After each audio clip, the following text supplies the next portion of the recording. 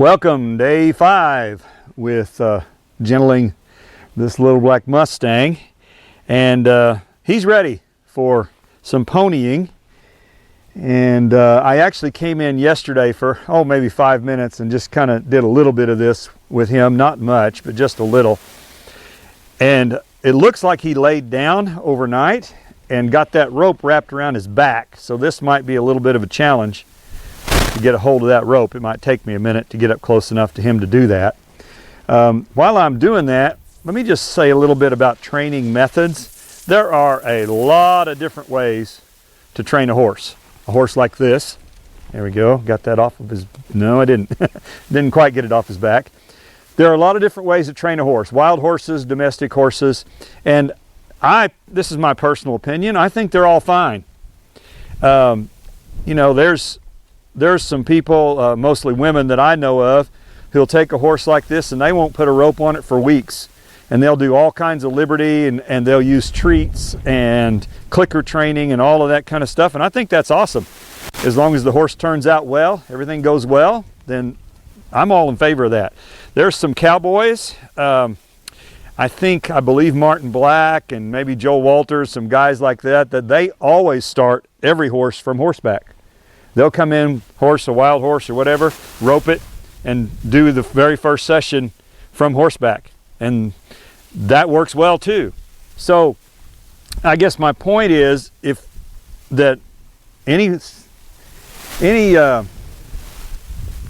method that works, and as long as it's not cruel, I think it's great. And not every method works on every horse. And all the stuff that I do, I've learned from 100 different places, and I'm always trying to add new things to what I do. Now, there are some cruel methods that hopefully aren't used very much anymore. You know, I've known of people who'd lock a horse like this up for 3 or 4 days with no food and water, get them really weak, then go in and try to ride them. Some of the old timers sometimes would tie up a hind leg and leave that horse overnight, come out the next morning, he's laying on the ground thinking that he's going to die. You know, things like that are cruel. So definitely not. Definitely we don't think that those are acceptable methods. But as long as it's not cruel, if it works, great. Use it, you know, try it, experiment with it. So this is going pretty good. I had the rope and I lost it. He's handling this really well. And if you saw the video from yesterday, Blackie, you took off on me. If you saw the video from yesterday, we had the first touch with one of my horsemanship students, Crystal, and he sniffed her hand, touched her hand, and then spooked and ran away. It scared him. So that was the first touch. And we're ready to do some more today, and I'm going to probably try to hang on to this stick, because what I might try to do is touch him a bit with this stick.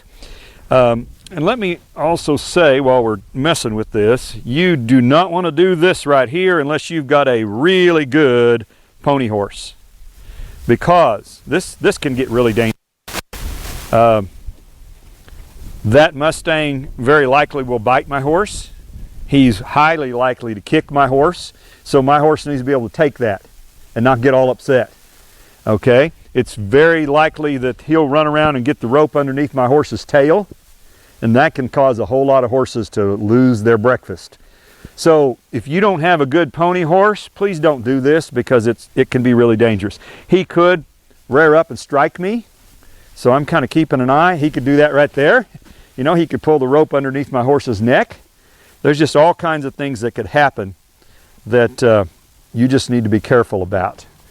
In fact, I think what I'm going to do here is just lean this stick against the wall and then maybe come back to it here in a few minutes. So, what would I like to accomplish today? Main thing I'd like to accomplish today is that right there. I just touched him on the forehead. And I don't know if he realized it or not, but this allows me to get a lot closer to him and get him used to things above him. And the pony horse actually calms him down. Okay, there we go. All right, so I just touched him again, and I'll do a little approach and retreat. If a horse is afraid of something, do it like this. Approach, retreat, let them kind of think about it. Don't just attack them with it. So I'd like to be able to touch him, and I did on his forehead, just lightly. Okay. And I might try a few other things here in a minute. Let's just see how we can do this. All right. So this is still basically an untouched horse. I guess you could call that a touch. And again, he could rear up and strike me right here. So I'm actually watching him pretty closely. Okay, so that means that I just pushed him a little too much. So you just saw me make a mistake there. The fact that he had to jerk back tells me that he's not quite ready for that.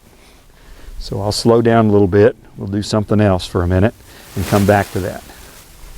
Okay. And I might dally this around my horn, but I'm not going to, certainly wouldn't even think about tying him fast. Okay. And if you'll recall, this horse is good with things, or better I should say, with things on his right side, which is where we are. He's not so good with things on his left. So he thought about kicking runner here. And frankly, I don't care if he kicks runner. It doesn't bother me in the least. I do care if he kicks me. Okay, so I'm going to kind of force him to let me get on his left side here, which he doesn't like, but he needs to start getting used to it, and this is a good way to do it, where it's a lot safer for me. Gus, stop. It's a lot safer for me to get on this side of him from up here. There we go. And your pony horse needs to be able to side pass and move where, and you need to be able to put him wherever you want him in order to do this with any degree of safety.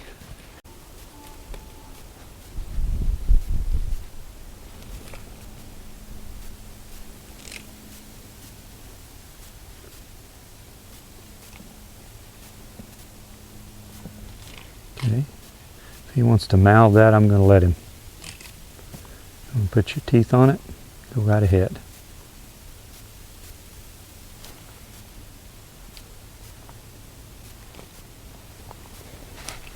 Yeah, so I'd say it's not likely I'm going to be rubbing this horse's top line today.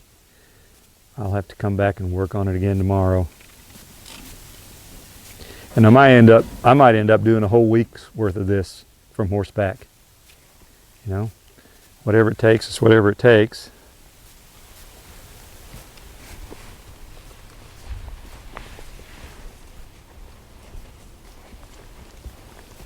Okay, he did let me touch his neck there. There's a rear up and a strike. That was at the stick. He wasn't going after us.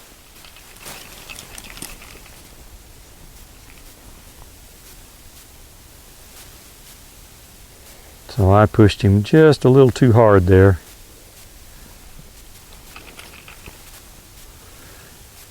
And the thing of it is, I mean, it doesn't scare me if he rears up and strikes at something, but I don't want him to get into the habit of doing that.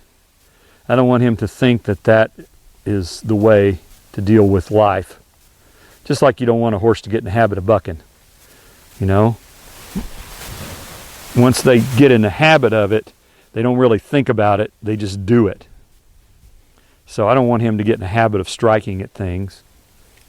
Okay, that was better. And I hope you can see these little bitty improvements because they're subtle. He struck at the stick, and now he's letting me move it up and down about a foot away from him. So that's, for you and me, that isn't much of a big deal, but for him it is. He just made a big change. So I'm going to loosen this rope and let him rest.